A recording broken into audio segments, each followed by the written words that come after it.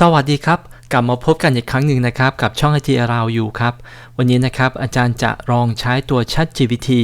ร่วมกับตัวเครื่องมือหนึ่งของ Google ที่ชื่อว่า Google Colab นะครับโดยการเขียนภาษา Python เนี่ยเข้าไปนะครับในการแก้ไขปัญหานะครับพอดีอาจารย์ไปเจอคำถามแบบนี้ครับพอดีเข้าไปดูในกลุ่มของน้องๆของนักเขียนโปรแกรมเนี่ยนะครับมีท่านหนึ่งนะครับเขาบอกว่าเขาอยากได้ไฟล์ที่เป็น .text นะครับแล้วก็ภายในนั้นนะครับอยากได้เป็นตัวเลขแบบนี้นะครับจำนวนเยอะเลยนะครับเริ่มจาก000 10ตัวเนี่ยจนถึง9999 10ตัวนะครับจะทำยังไงนะครับ1ตัวเลขต่อ1บรรทัดนะครับลองเขียน PHP แล้วก็เขาบอกว่าตัวเลขมาไม่ครบนะครับอันนี้ก็คือปัญหาที่เขาพยายามทำนะครับจริงๆต้องบอกว่าโจทย์เนี้ยเราสามารถใช้ภาษาอะไรเขียนก็ได้นะครับแล้วแต่ว่าเราถนัดใช้ตัวไหนนะครับเดี๋ยวอาจารย์จะลองใช้ตัว Python นะครับว่าเราจะสามารถที่จะแก้ไขปัญหานี้ได้หรือไม่นะครับก่อนที่เราจะรับชมนะครับอาจารย์ฝากกดไลค์ Subscribe แล้วก็แชร์ความรู้ดีๆนี้ให้กับท่านอื่นด้วยขอบพระคุณมากเลยครับจากโจทย์ตัวอย่างที่อาจารย์ยกมานะครับตัวเลขมันจะค่อนข้างเยอะนิดหนึ่งนะครับแต่เดี๋ยวอาจารย์จะขอรันตัวเลขสักประมาณ1 แสน1 แสนตัวนะครับหรือว่า1 แสนชุดข้อมูลนะครับเริ่มจาก0000จนถึง 99,999 ครับเอาสัก 100,000 ชุดเลยนะโดยใช้ภาษา Python บน Colab และที่สำคัญเราจะลองใช้ความสามารถของ AI เนี่ยในการสร้างหรือว่าแก้ไขปัญหาโจทย์นี้ได้อย่างไรนะครับน่าสนใจมากมาดูกันเลยนะก่อนอื่นเลยนะครับเราก็เข้ามายัง Account ของ ChatGPT นะครับแล้วเราก็ทำการเขียนพร้อมนะครับนะ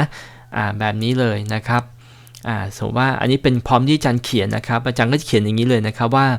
เขียน Python Code เพื่อสร้างไฟล์ที่ชื่อว่า a.text นะครับโดยข้อมูลในไฟล์นี้บรรทัดแรกเริ่มต้นที่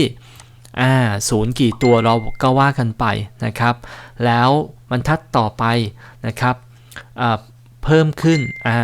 ต้องบอกว่าเพิ่มนะอาจารย์จะเขียนผิดนิดนึงครับเพิ่มขึ้นนะครับเพิ่มขึ้นทีละ1นะครับจนไปถึงเลข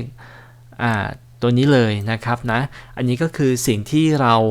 เขียนพร้อมเข้าไปนะครับถึงเราจะเขียนผิดไปนิดหน่อยนะครับตัว AI เองก็ยังจะเข้าใจภาษาที่เราเขียนนะครับสุดท้ายแล้วเนี่ยเมื่อ AI รับทราบสิ่งที่เราต้องการนะครับเขาก็จะเขียนตัว Python Code ออกมาให้เราตามโจทย์ที่เราระบุไปเลยนะครับนะโอเคเขาก็จะสร้างให้มา3บรรทัดนี้นะครับเราก็อ่านทำความเข้าใจด้านล่างนะครับว่ามันคืออะไรนะครับเดี๋ยวจะอธิบายโค้ดให้เราฟังนิดหนึ่งนะครับก็คือเขาบอกว่าให้ทำการเปิดไฟล์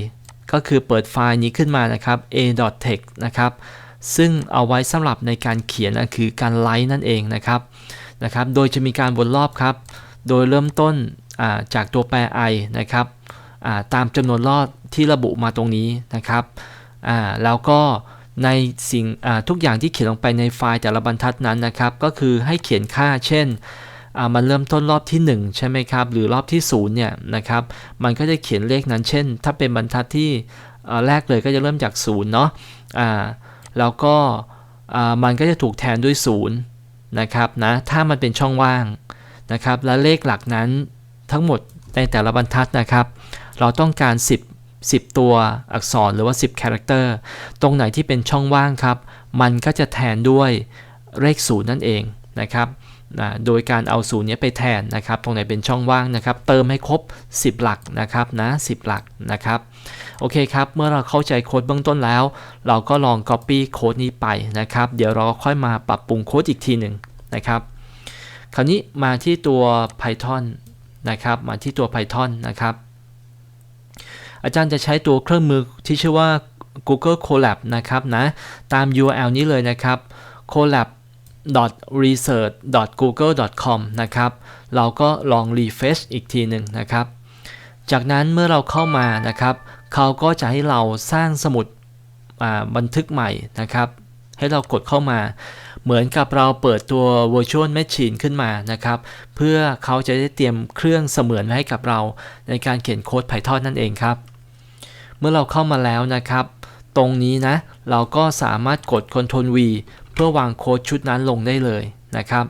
จากนั้นครับตัวเลขมันเยอะเกินไปใช่ไหมครับอาจารย์ขอลดลงนะครับลดลงมานะครับเหลือสักประมาณ5หลักนะครับ5หลักแบบนี้นะครับแล้วก็จาก10หลักก็จะเหลือ5หลักแบบนี้นะครับขยายพวกเราดูอีกครั้งหนึ่งนะครับทบทวนนะเราต้องการประมาณลองรันตัวเลขตัวนี้นะครับนะแล้วก็แทนด้วย0ถ้ามันเป็นช่องว่างแล้วก็ทั้งหมดก็คือมีตัวเลข5หลักด้วยกันนะครับนะโอเคนะครับ10,000จำนวนเอา10,000จำนวนก็พอนะครับอาจารย์คิดว่าถ้าสัก10,000จำนวนเราสามารถแทนค่าได้มันจะมาแสนจำนวนล้านจำนวนหรือ10 100 ล้านก็ทำได้เช่นเดียวกันนะครับเมื่อทุกอย่างถูกต้องนะครับเราก็เดี๋ยวขยายตรงนี้หนึ่งนะครับตรงนี้เป็นไฟล์นะครับถ้าเกิดว่าตรงนี้รันแล้วถ้ามันทุกอย่างมันถูกต้องนะครับถ้าไฟล์ถูกสร้างขึ้นมาได้เราก็จะเห็นไฟล์ a.tex ปรากฏขึ้นมาตรงนี้นะครับเมื่อทุกอย่างพร้อมนะครับเราลองกด play เลยรอสักครู่หนึ่งนะครับตอนนี้ตัว Python Code ก็รันสำเร็จเรียบร้อยแล้วนะครับโอเคคราวนี้สิ่งที่เราจะเห็นนะครับก็คือเราจะต้องทำการ refresh พื้นที่ตรงนี้นะครับถ้ามันสร้างสำเร็จก็จะเห็นไฟล์ชื่อว่า a.tex นั่นเองครับอาจารย์ขออนุญาตที่จะ refresh นะครับรอสักครู่นะครับลองไปดูที่โฟลเดอร์ตรงนี้อีกทีหนึ่งมาแล้วครับเห็นไหมไฟล์ a.tex ถูกสร้างมาแล้วจากสคริปต์เพียง3บรรทัดแค่นี้เองนะครับจากนั้นครับลองดับเบิลคลิกว่าเกิดอะไรขึ้นในไฟล์นี้นะครับดับเบิลคลิกครับ